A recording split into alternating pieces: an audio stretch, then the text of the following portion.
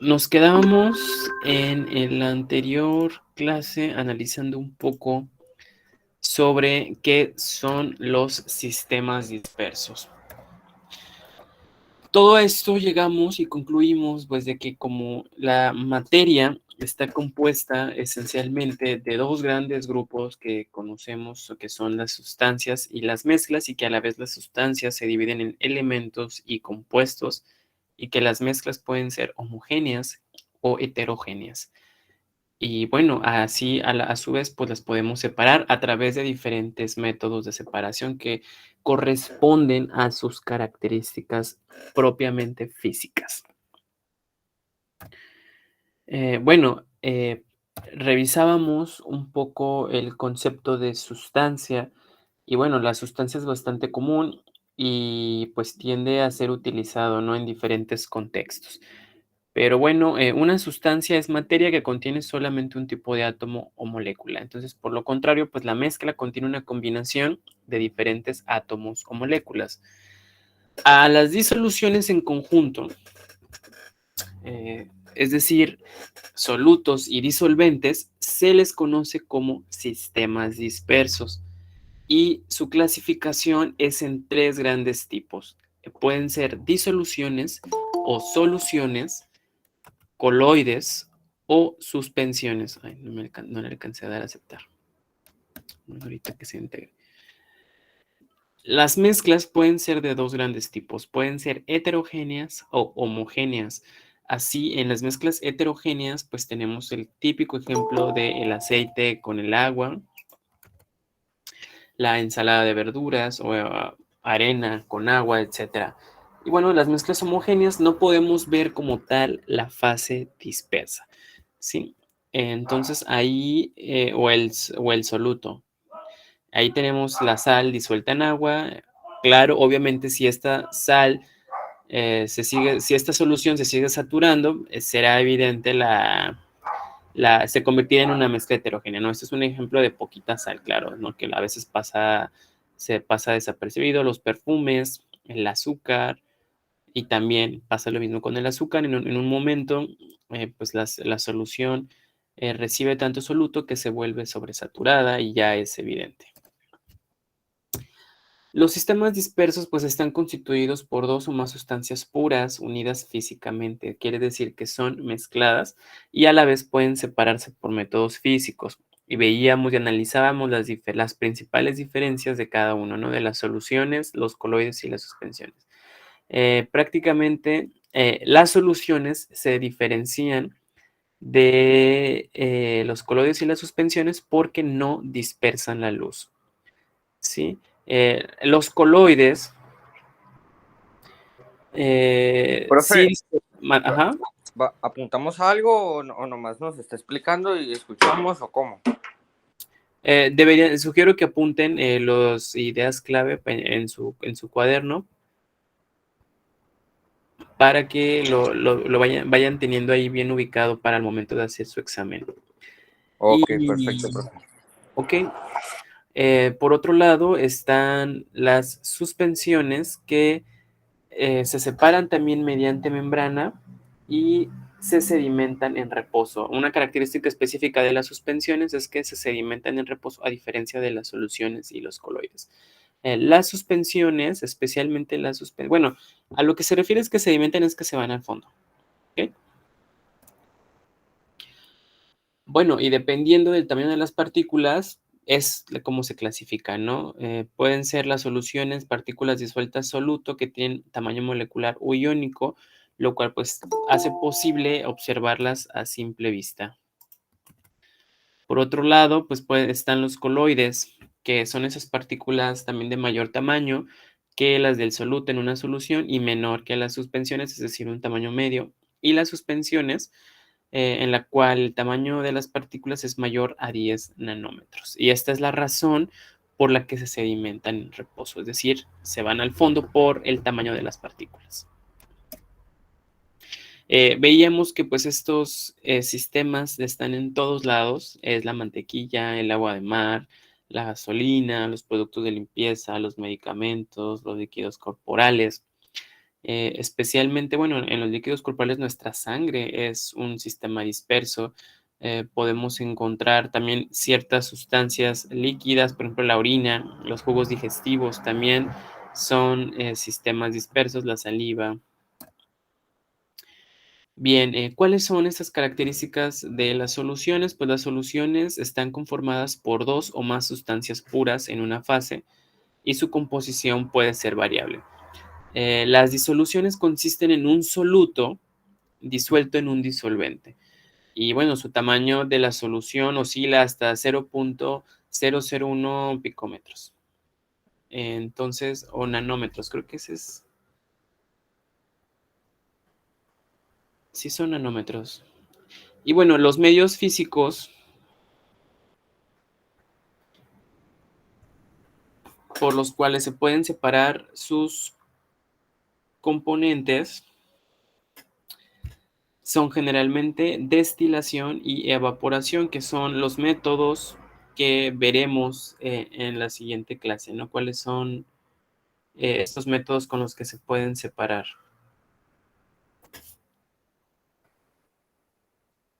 Perdón, sí, he verificado y es micrómetros, son micras, es de 0.001 micros o micrómetros. Bueno, en la vida cotidiana pues tenemos contacto con esta serie de disoluciones.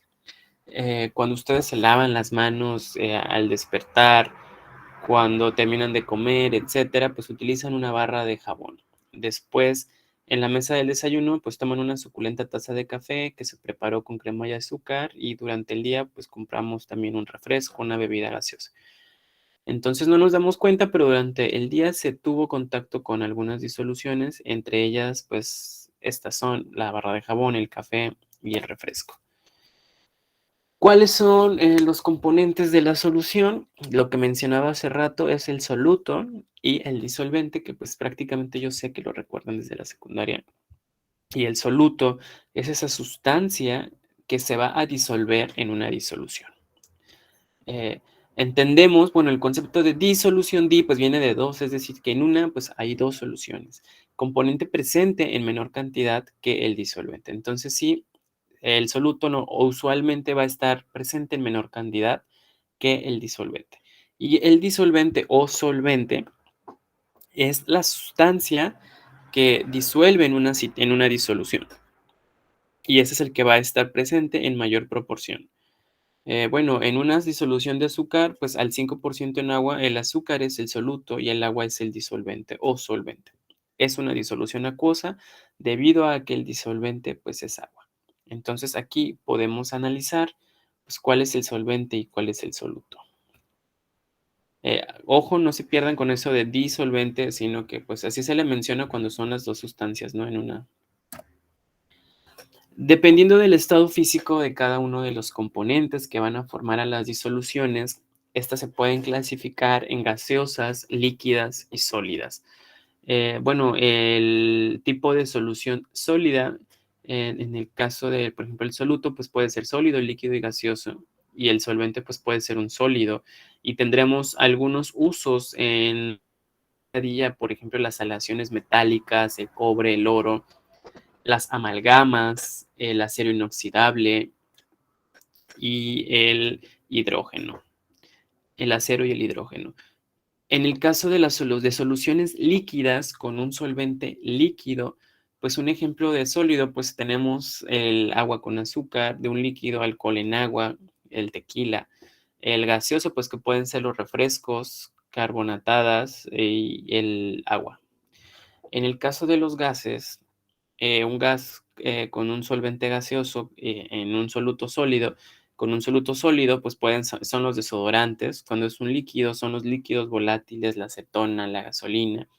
Y bueno, cuando en total los tres son gases, pues está el aire, ¿no? Y que el aire también está compuesto de oxígeno y nitrógeno y otras sustancias más.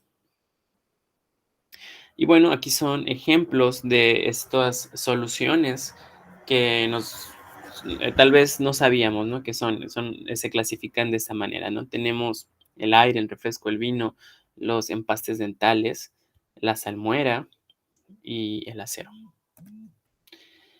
Este es un ejemplo típico de una solución. Tenemos un recipiente de agua en el cual se le vierte sal y soluto y se obtiene la, la solución. ¿Sí? Entonces, solvente, soluto es igual a la solución.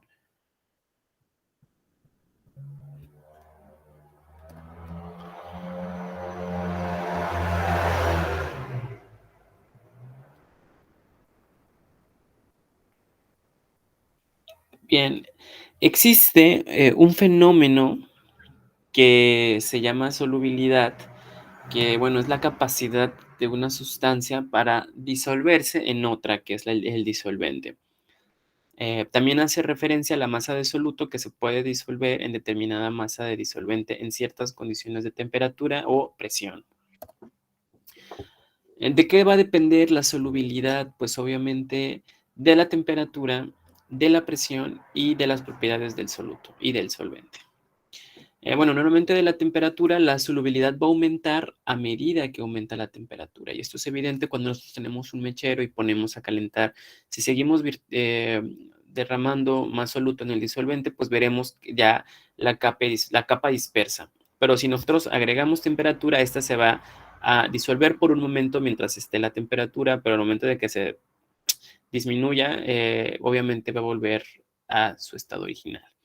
Y la presión que solamente va a influir cuando uno de los componentes de la solución es gas. Entonces, la presión y la solubilidad de un gas son directamente proporcionales.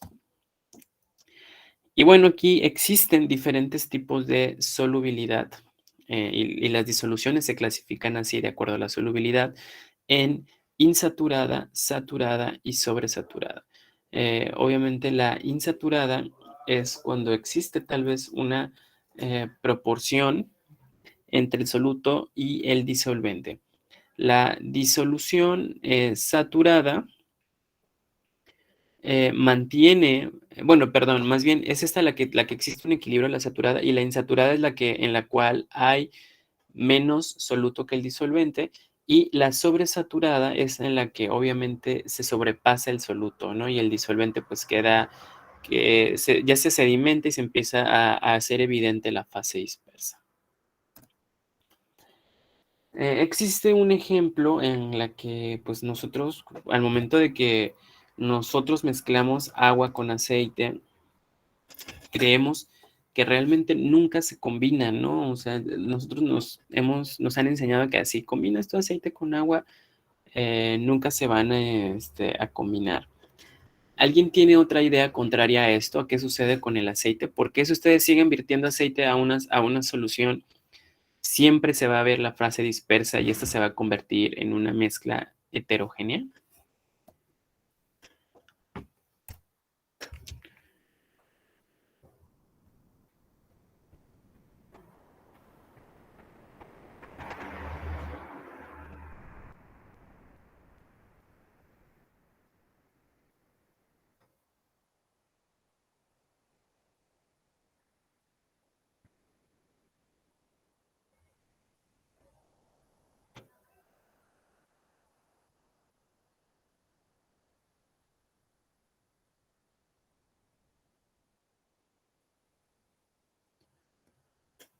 Hola, ¿siguen ahí? Sí. Ah, ok. Profe. Bien, está bien. Pues resulta, pues efectivamente, si nosotros tuviéramos un pequeño microscopio atómico, ¿no? Pudiéramos ver las uniones de los enlaces. Pero recuerden que sí, en una proporción que es ahí donde podemos ver la fase dispersa, es donde se va a unir el aceite con el agua. Una parte, porque una molécula, que eso es lo que iremos viendo también en las próximas clases, sobre las moléculas orgánicas, como es un lípido, está compuesto, vean, de muchos carbonos, muchos oxígenos, bueno, no, muchos carbonos, muchos hidrógenos y muy poquitos oxígenos. Sí, únicamente los lípidos tienen una cabeza hidrófila, es decir, que es la que se va a combinar con el agua. ¿Por qué? Porque ¿qué necesita para formarse agua? Oxígeno. Entonces, al no haber oxígeno más que en la parte hidrófila, pues obviamente la colita del lípido la va a verter hacia el exterior porque pues esto no tiene con qué combinarse con el agua y lo que va a agotar van a ser los oxígenos. Entonces, es lo que nosotros vemos, pero obviamente si tuviéramos un microscopio veríamos la unión con los pocos oxígenos aquí y ya, y lo demás, pues obviamente el lípido no tiene más oxígenos con el cual el agua puede unirse, entonces no puede formar enlaces. Y bueno, aquí está el ejemplo del lípido, aquí está la cabeza hidrófila y la región hidrófoba, es decir, que no se va a poder combinar con el agua porque son puros carbonos y puros hidrógenos. Por otro lado, tenemos a los coloides, que son mezclas heterogéneas formadas por dos o más fases, una continua, que pues usualmente es fluida o fase dispersante, líquido o gas, donde se va a encontrar la suspendida. La otra fase dispersa coloidal, formada de partículas, por la generalmente sólidas, tan pequeñas que incluso no llegan a precipitar. Entonces, estas son las dos grandes fases, la fase dispersante y la fase dispersa. El tamaño de partículas en un coloide pues oscila de 0.001, se me fue el origen de nuevo, es micras, ¿no? Micrómetros, a 0.1 micrómetros, y el nombre de coloide proviene de la raíz griega colas, que va a significar que puede pegarse. Entonces, este nombre hace referencia a la principal característica de este grupo, que tienden a formar coágulos. También este tipo de partículas tiene un movimiento muy característico que es en zigzag, que se llama browniano, el famoso movimiento browniano, que es en honor al científico Roberto Brown, quien lo descubrió en 1828.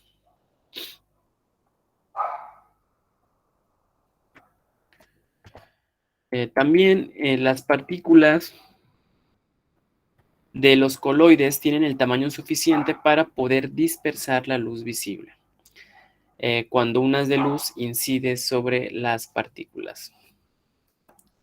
Así que cuando las partículas de polvo se levantan al barrer, pues reciben rayos del sol por las ventanas, se observa que parte de la luz es reflejada. Entonces ese es un fenómeno que se conoce como el efecto Tyndall, y que fue John Tyndall quien lo desarrolló.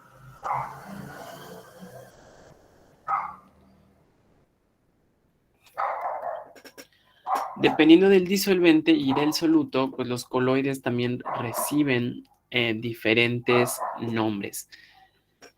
En el estado de agregación, por ejemplo, la fase dispersa es líquida y sólida y el dispersante es un gas, va a recibir nombre de aerosol, y aquí tenemos el ejemplo, bueno, especialmente con la fase dispersa líquida, la niebla, las nubes, o si es sólida con un gas, pues el humo, el smog o el spray.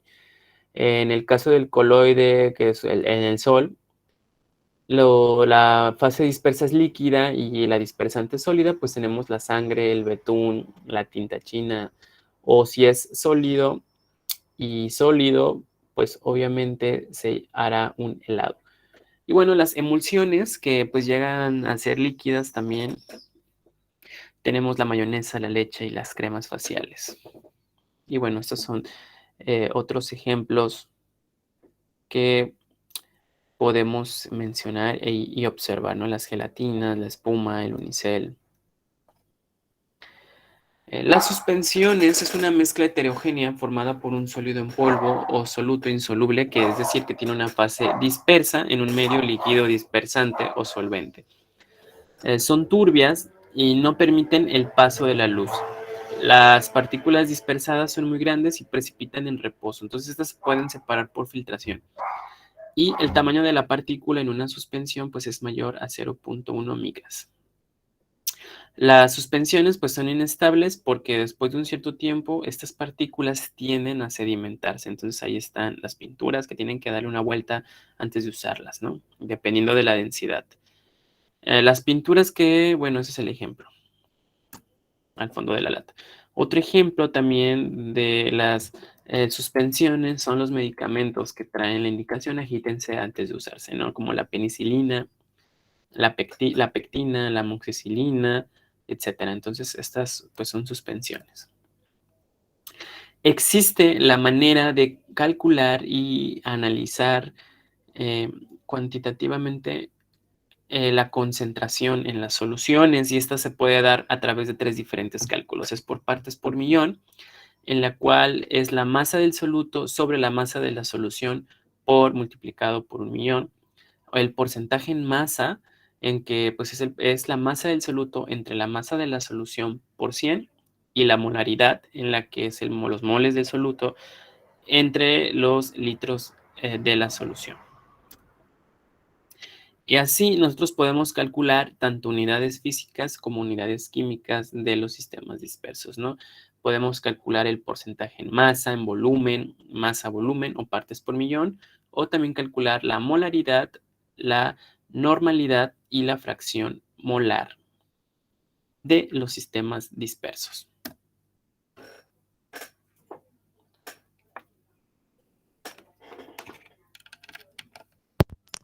Mezcla de sustancias, ya sea sólida, líquida o gaseosa. Una fase será la dispersa y otra la dispersadora. Vamos a poner esta definición un poco más clara. Diremos que en un sistema, por ejemplo, un vaso con agua, van a estar dos sustancias que se van a mezclar, agua y sal. El agua va a estar en mayor cantidad y la vamos a llamar la fase dispersante, y la sal estará en menor cantidad y esta será la fase dispersa, porque como su nombre lo dice, esta se va a esparcir por el agua. Existen 3 tipos de sistemas dispersos, y estos son las disoluciones, los coloides y las suspensiones.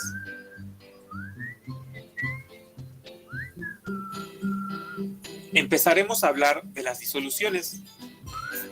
En este sistema los componentes son el soluto, que es la sustancia que se va a esparcir, y el solvente, que es la otra sustancia en la que se va a esparcir el soluto. El soluto estará en menor proporción, entonces es la fase dispersa, y el solvente en mayor proporción, por lo que es la fase dispersante. Para las disoluciones tenemos muchos ejemplos. Uno de los más comunes es el agua con sal, donde la sal es el soluto y el agua es el solvente. La sal es la fase dispersa y el agua es la fase dispersante, como ya lo habíamos dicho. La unión de estas sustancias es una mezcla homogénea, o sea que a simple vista no se pueden distinguir las sustancias mezcladas. Y esto es porque la mezcla ocurre a nivel atómico, dispersando también la sal, que es el cloruro de sodio, que ésta se separa en iones quedando esparcidos en el agua.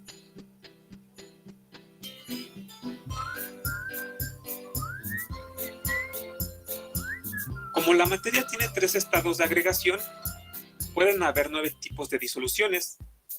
El sólido se puede combinar con otro sólido, un líquido o un gas. El líquido igual se puede mezclar con los 3 estados de agregación. Y el gas también puede.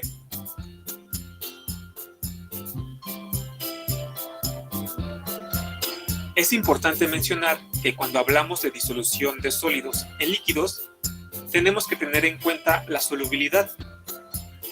Y esto quiere decir que también se va a disolver una sustancia en un líquido.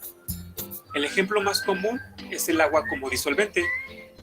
Cuando queremos disolver algo en agua, primero debemos de tener en cuenta que el sólido tenga propiedades similares a las del agua, como es el caso del agua con sal, donde la propiedad que hace que se puedan disolver es la polaridad, ya que estas tienen polaridades muy similares, haciendo que la molécula de cloruro de sodio se separe en iones de sodio y cloro. En este ejemplo hay un límite de sal que puede disolver el agua. Si se sobrepasa esta cantidad de sal, entonces se dice que hay una saturación. Esto quiere decir que se sobrepasó la cantidad de soluto para que hubiera una buena disolución. Entonces, para aclarar mejor este punto, decimos que una solución saturada sobrepasa la cantidad de soluto que se puede disolver en el solvente. Existen algunos trucos para que las mezclas saturadas se puedan disolver mejor. Entre ellas están la agitación, ya que es una técnica que ayuda a tener una mejor interacción entre las sustancias, soluto y solvente, para que la mezcla se distribuya mejor. Otro truco es aumentando la temperatura. Esto hace que se aumente el índice de disolución del soluto. Claro que esto no aplica para los gases, ya que esto ocasionaría la separación de la disolución. Es muy importante que tengamos una idea de la solubilidad de las sustancias que queremos disolver, ya que si la mezcla está sobresaturada, aunque apliquemos más temperatura o agitemos con fuerza, no lograremos tener una buena disolución.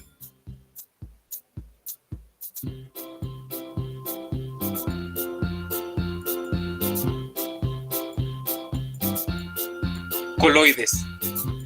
Este sistema disperso es un intermedio entre una mezcla homogénea y una mezcla heterogénea, ya que la definición de coloide es la dispersión de partículas de una sustancia en un medio dispersor que es la otra sustancia. Las partículas dispersas tienen un tamaño de 1 a 1000 nanómetros. Las partículas dispersas se conocen como fase dispersa y están en menor proporción, y el medio donde se dispersan las partículas se conocen como fase dispersora, que es la sustancia que se encuentra en mayor proporción. Como el tamaño de partícula de la fase dispersa es muy pequeño, a simple vista no se podría ver y se puede confundir con una mezcla homogénea. Pero una forma de poder distinguir un coloide es por medio del efecto Tyndall. Cuando un rayo de luz pasa a través de un coloide, es dispersado por el medio, lo que permite ver las partículas dispersas. El efecto Tyndall lo podemos apreciar cuando un rayo de luz pasa por la ventana y al observar esto se aprecian partículas de polvo flotando en el aire. El polvo en el aire es un buen ejemplo de coloide. Como dijimos antes, existen una gran variedad de coloides que quizá no sabíamos que lo son. Por ejemplo, la niebla, la crema batida, la gelatina, la espuma, son coloides, ya que en estos ejemplos existen partículas diminutas que a simple vista no podemos ver que están dispersas en el medio. Los aerosoles, por ejemplo, arrojan pequeñas gotas de un líquido o un sólido que están dispersas en el gas. Dentro de los coloides más importantes se encuentran los que están en un medio líquido. Estos se dividen en dos: los hidrofílicos y los hidrofóbicos. Los coloides hidrofílicos son disoluciones que contienen partículas muy grandes y estas partículas tienen afinidad con el medio dispersante, es decir, con el agua. Por lo tanto, habrá una buena distribución de las partículas en el agua. Estas partículas grandes pueden ser moléculas como proteínas, como es el caso de la gelatina, que es un coloide hidrofílico, debido a que sus proteínas, que son muy grandes, son atraídas por el agua por medio de fuerzas intermoleculares, lo que les da esa consistencia que todos conocemos. El otro tipo de coloides son los hidrófobos, donde las partículas rechazan el agua y solo se pueden disolver si se estabiliza el agua de alguna forma. De lo contrario, su poca afinidad con el agua hará que las partículas se separen formando conglomerados.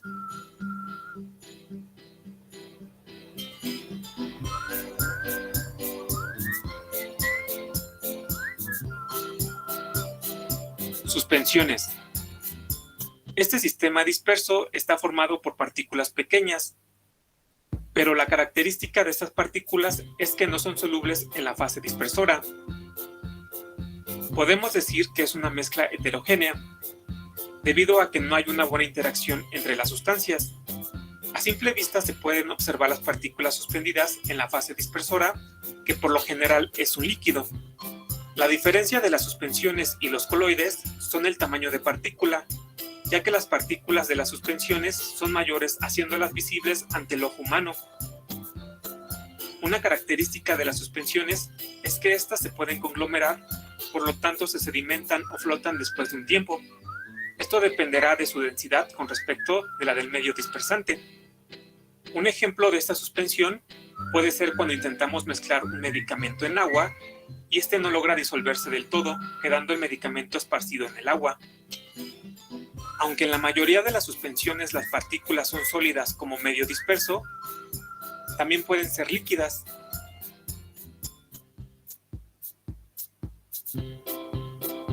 Y también puede darse el caso de un gas como fase dispersante con un líquido o un sólido.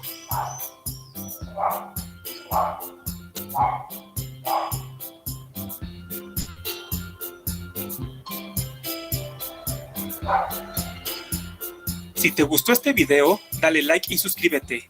Ayúdanos a saber de qué temas quieres que hablemos. Bien, entonces ya resumiendo las características de los sistemas dispersos, podemos entender cómo es que estos se pueden separar.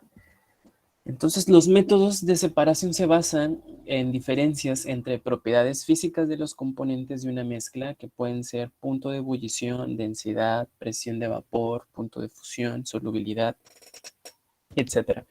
Pero bueno, existen métodos que son muy utilizados tanto en la industria, en las escuelas, en donde sea, ¿no? Entonces, conozcamos un poco de ellos.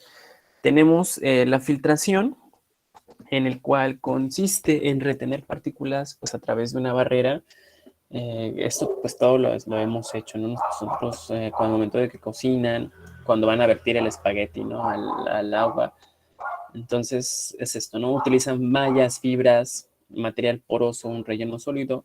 Lo que sucede también en las montañas cuando el agua se filtra y pasa, ¿no? A través de rocas porosas y llega limpia. Entonces es un claro ejemplo de filtración. Está la decantación, que consiste también en separar componentes que contienen diferencias en sus densidades, ¿ok? Así tenemos el ejemplo del aceite y el agua, que pues le abrimos el paso y obviamente primero va a bajar el agua y el aceite va a quedar retenido arriba, ¿sí? Entonces se efectúa vertiendo la fase superior, que es la menos densa, o la inferior, que es la más densa. Está la evaporación, que pues también todos la hemos realizado, en la cual consiste en separar los componentes más volátiles, pues exponiendo una superficie de la mezcla. Al aplicar calor y una corriente de aire seco, pues ayudará a acelerar el proceso. Está la destilación, que esta consiste en separar los componentes de las mezclas basándose en las diferencias de los puntos de ebullición. Aquí, pues la condensación es el cambio de estado de la materia. Recuerden que se encuentra en forma gaseosa y pasa a líquida. Y bueno, la destilación pues tiene amplios usos industriales en la industria del tequila y de los alcoholes. Pues es uno de los métodos que más se utiliza, ¿no? Para poder obtener el alcohol, el mezcal, etc. Está la cromatografía, que es un método físico en la cual separa distintos componentes. Esto se da cuenta, bueno, se hace a través de las diferencias en el coeficiente de partición de los compuestos, ¿no? Que ayudará a hacer una fase estacionaria y por lo tanto pues una separación efectiva en función de los tiempos de retención de cada componente de la mezcla. Lo podemos ver en un ejemplo pues con los colores, ¿no? Ustedes pueden poner un papelito y poroso y pueden poner una mancha de tinta y pues esta correrá, ¿no? Y se teñirá de diferentes formas, o la intensidad será diferente. Entonces, así es un claro ejemplo, ¿verdad?, de cromatografía.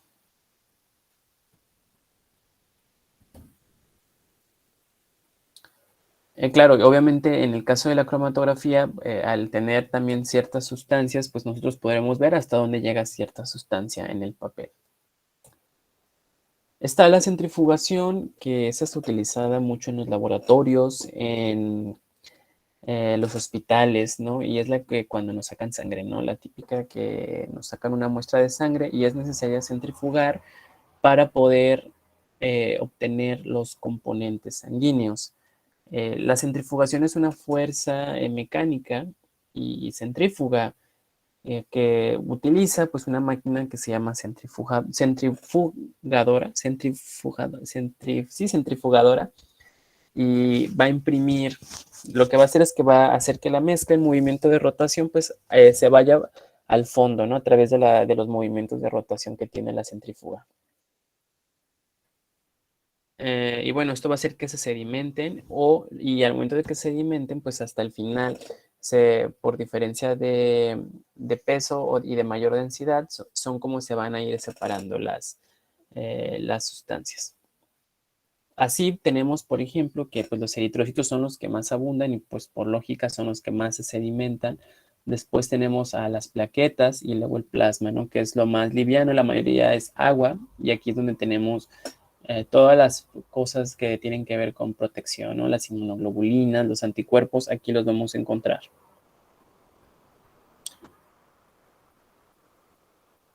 Y bueno, pues también está la tamización, en la que pues utilizamos pues un pequeño tamiz para poder separar, es lo que utilizan tal vez los albañiles, ¿no? O los biólogos cuando van a hacer sus tamizajes al campo, en el cual pues ponen una sección de tierra y ahí cachan a los insectos que caen en la red.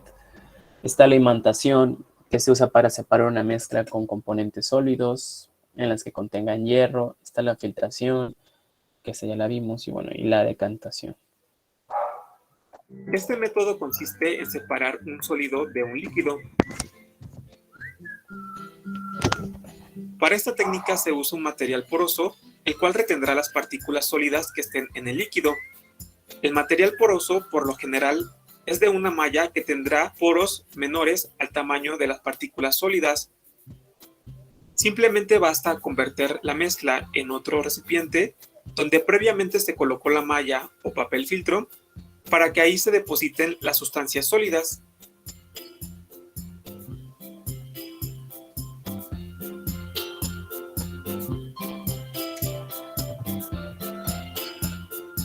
Decantación. Este método de separación se usa cuando las sustancias a separar cuentan con densidades diferentes.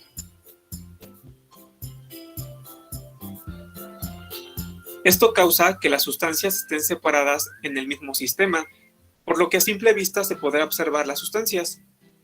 Esto facilitará la técnica. Para separar la mezcla, simplemente se retira una de las sustancias. Por ejemplo, podemos retirar la sustancia menos densa, que es la de arriba, vaciándola en otro recipiente. O también, por medio de un embudo de decantación, abriremos la llave para que la sustancia más densa, que es la de abajo, fluya en otro recipiente. Este método sirve para separar líquidos o un sólido de un líquido.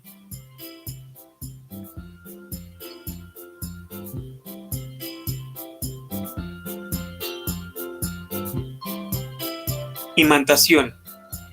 Este método consiste en separar sólidos o un sólido de un líquido. El método físico por el que se emplea esta separación es por las propiedades magnéticas que tenga el sólido, que en este caso son metales que son atraídos por campos magnéticos.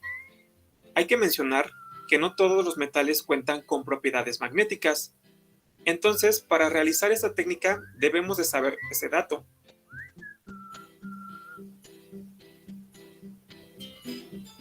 Simplemente basta con acercar el imán a la mezcla a separar para que la sustancia con las propiedades magnéticas se vea atraída por el campo magnético del imán, separando la mezcla.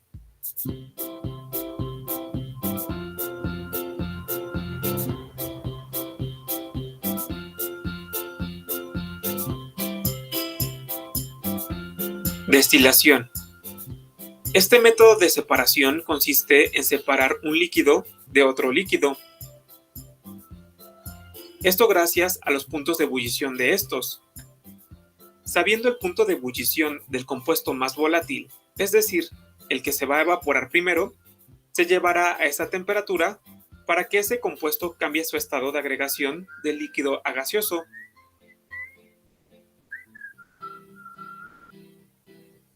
De esta manera se separan los líquidos.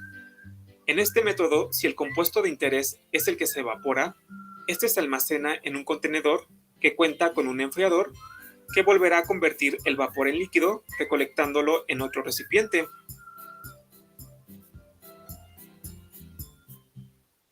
En ocasiones hay líquidos, como es el caso del agua, que tienen sólidos de tamaños de partícula tan pequeñas que es imposible separarlos por filtración o imantación, como es el caso de las sales minerales. Muchas veces, cuando se destila un líquido, quedan sales minerales en la parte de abajo, por lo que algunos también consideran este método de separación líquido-sólido.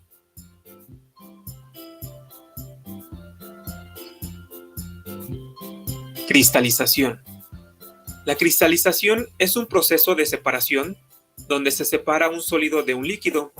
Este sólido por lo general se encuentra en proporciones muy pequeñas ante el líquido, que por lo general es de una mezcla homogénea. Lo que ocurre con esta técnica de separación es que los átomos disueltos en el líquido van a formar redes cristalinas rígidas y bien definidas. Esto va a pasar porque la solubilidad del líquido se va a reducir, y esto puede ocurrir por varios motivos, desde agregar cristales a la disolución para que a partir de ahí se formen nuevos cristales, o eliminando el líquido del sólido, como fue en el ejemplo de la destilación, donde dijimos que a partir de la evaporación del líquido quedaban restos de sales minerales. Ahí ocurre la cristalización. Para que se formen los cristales, en algunas ocasiones se requiere un cambio de temperatura brusco, pero si hacemos eso puede que los cristales no se formen de manera definida, ya que no se dará tiempo a que se formen correctamente.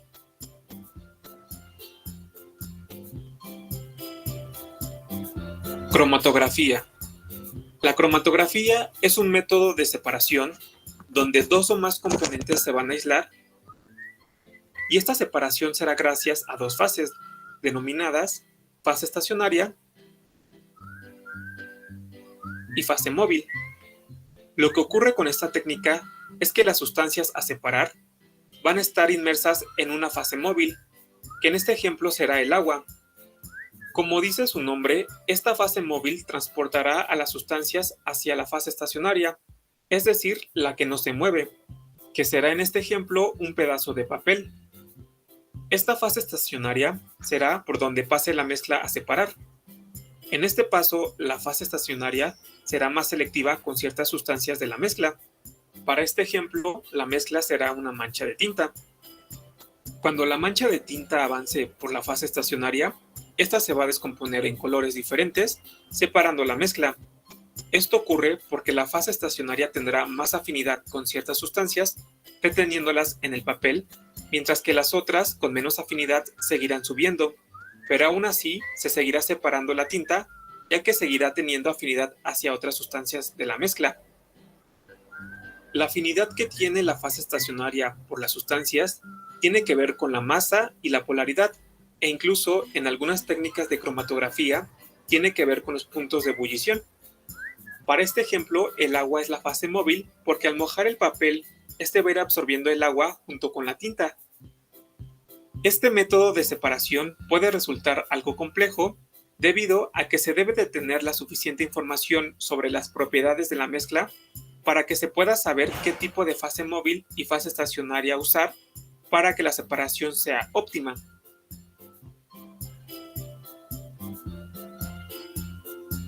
Por último, veremos la centrifugación, el cual es un método de separación en el que gracias a las diferentes densidades de las sustancias, estas se van a separar gracias a la fuerza de rotación. Este método es ideal para suspensiones, es decir, mezclas que no están del todo disueltas. El principio físico para lograr la separación de las sustancias es por medio de la fuerza centrífuga, que ésta será mayor a la fuerza gravitatoria. Aquí se hace girar la mezcla y esto hace que los objetos más densos queden en la parte de abajo, hacia el punto más alejado de la rotación. Como en esta técnica el principio físico de las sustancias es la densidad, se pueden separar mezclas líquidas o sólidos en líquidos. Si te gustó este video, dale like. Bien, esto nos lleva a que les explique la actividad del día de hoy, que es la que tienen que elaborar, que es la que les va a contar en su calificación. Déjenme buscarla. Y la voy a dejar activa de una vez, claro.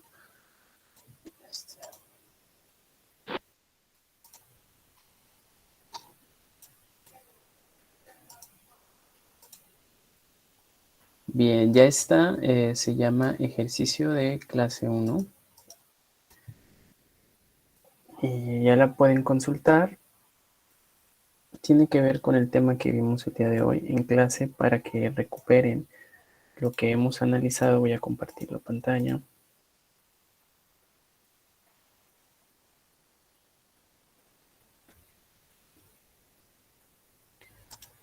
Bien, aquí está, ejercicio de clase 1. Y aquí están las instrucciones: que realicen una investigación acerca de las características de los sistemas dispersos y, bueno, elaboren un mapa conceptual ilustrado y puedan hacer ejemplos y obtengan ejemplos de sistemas dispersos presentes en los seres vivos y en el ambiente, y así identifiquen características distintivas, ¿no?, que entre cada uno. Y obviamente es algo importante que agregar las referencias bibliográficas. Entonces son 3 cosas, bueno, son 2 prácticamente: es el completar el cuadro comparativo, hacer un mapa conceptual ilustrado, estilo mapa mental, pero con estas características que solicitan las instrucciones, y es importante que respalden su literatura con referencias bibliográficas en formato APA.